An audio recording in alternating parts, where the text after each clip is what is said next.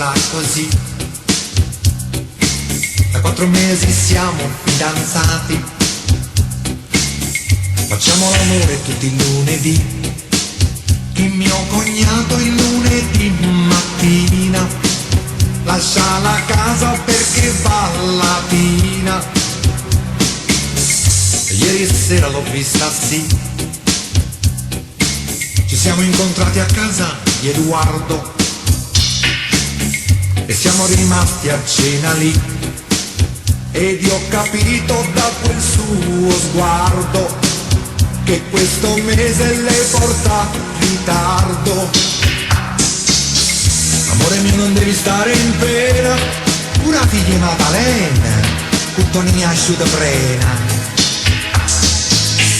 Guarda come sono tranquillo io, ce ne andremo da mio zio, ci arrangiamo nel soggiorno, fino a quando viene il giorno che arriva il pupo, che arriva il pupo.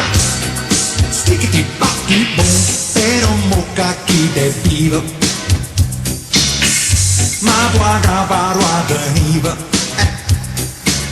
E oh oh oh oh oh oh, e chi te mo. Ne abbiamo fatto la frittata, capì?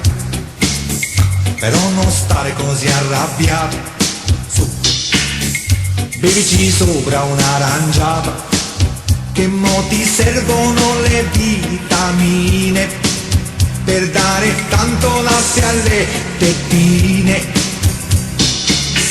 Amore mio, non devi stare in pena, ti è piaciuta l'altalena e mo ti una panza piena.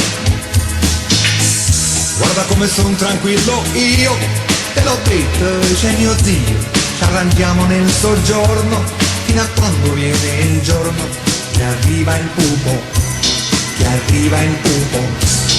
Sticky pacchi boom, però mucca chi te vive, ma tua capa ruota niva.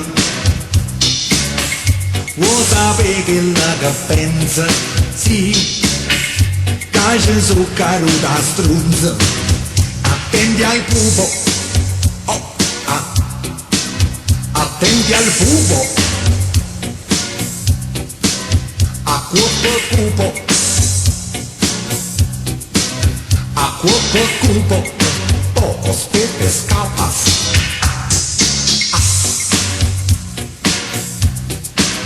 Attenti al pupo.